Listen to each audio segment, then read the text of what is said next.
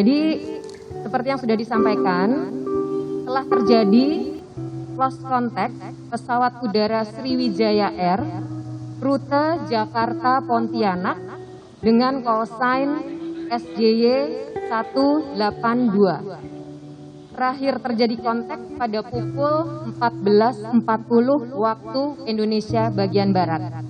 Dan untuk itu kami dan seluruh jajaran di sektor transportasi beserta seluruh stakeholders menyampaikan rasa prihatin atas kejadian ini dan juga berharap agar kita bisa segera melakukan pencarian dan sekaligus juga penyelamatan. Mana Pak Kapospol? Kapospol. Udah.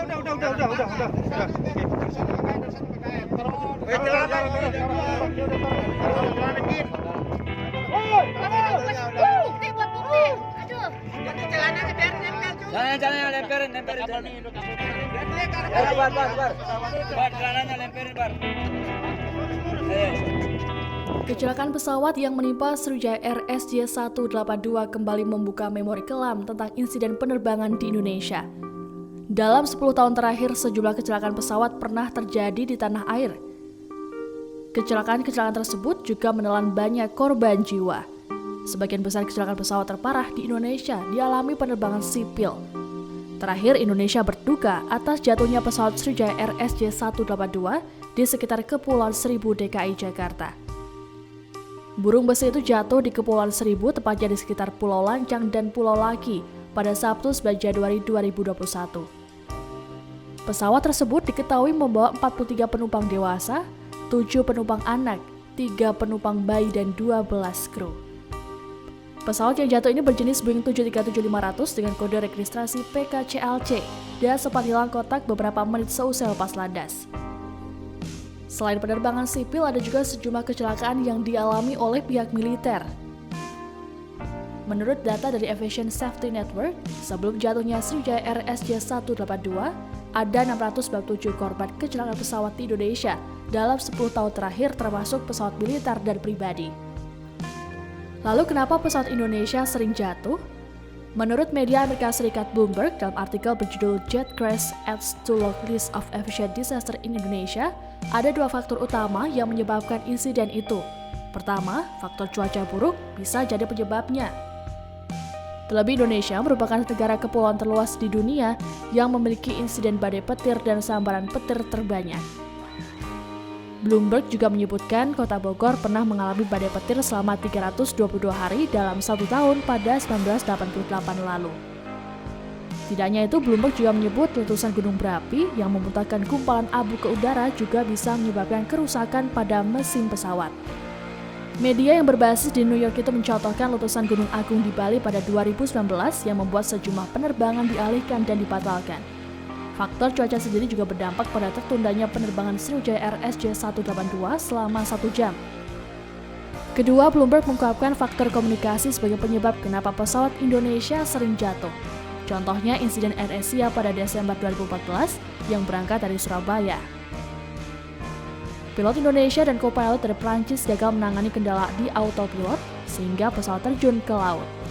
Bloomberg menutup pemberitaannya dengan data pesawat Boeing 737-500 yang mengalami 8 kecelakaan dengan total 220 korban tewas menurut Aviation Safety Network. Media Amerika Serikat lainnya, yakni Associated Press atau biasa disingkat AP, menyebut ada 3 alasan dibalik pesawat Indonesia yang sering jatuh. Menurut AP, 3 alasan tersebut yakni kombinasi antara faktor ekonomi, sosial, dan geografi. AP juga menyoroti maraknya low cost carrier atau LCC di Indonesia yang menjadi opsi murah untuk terbang meski masih banyak wilayah kurang memiliki infrastruktur yang aman. Mengutip data dari Aviation Safety Network, sejak 1945 ada 104 kecelakaan penerbangan sipil di Indonesia dan korban tewasnya sebanyak 2.301, terbanyak di Asia dan urutan ke-8 di dunia.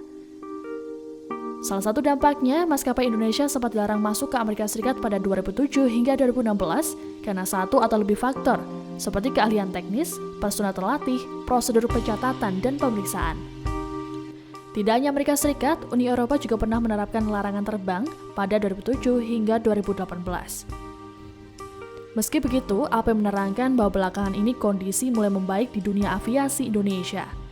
Hal ini lantaran kemajuan industri yang meningkat dan juga pengawasan yang lebih ketat.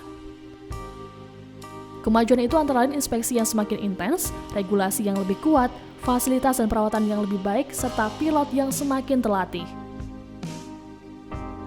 Badan Penerbangan Federal Amerika Serikat pernah memberi Indonesia peringkat kategori 1 pada 2016 yang berarti menetapkan negara tersebut mematuhi standar keselamatan Organisasi Penerbangan Sipil Internasional.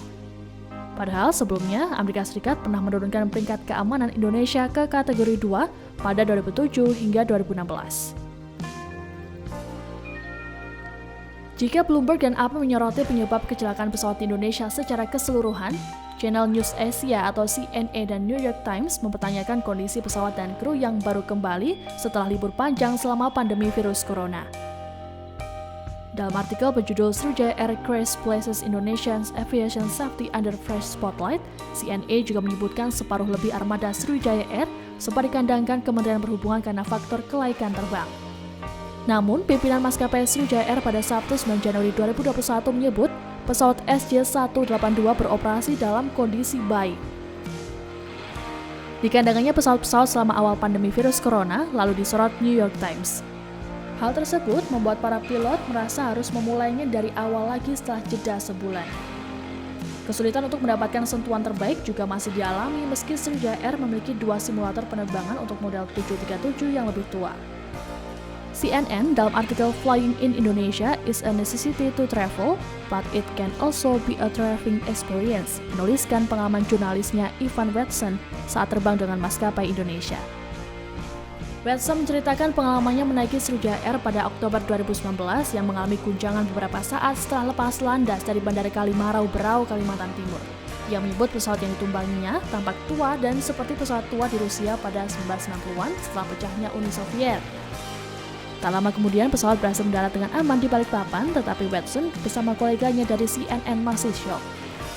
Terkait dengan insiden Sriwijaya Air SJ182, Watson masih menanti hasil penyelidikan jatuhnya pesawat. Ia juga mengaku tidak kapok mengunjungi Indonesia dan berharap setelah pandemi virus corona usai, bisa dapat kembali melawat. Dalam 1 dekade terakhir terjadi sejumlah kecelakaan pesawat di Indonesia. Media asing turut menyoroti insiden penerbangan yang menelan banyak korban jiwa. Berbagai faktor disebut menjadi penyebabnya, mulai dari faktor geografis, ekonomi, hingga cuaca.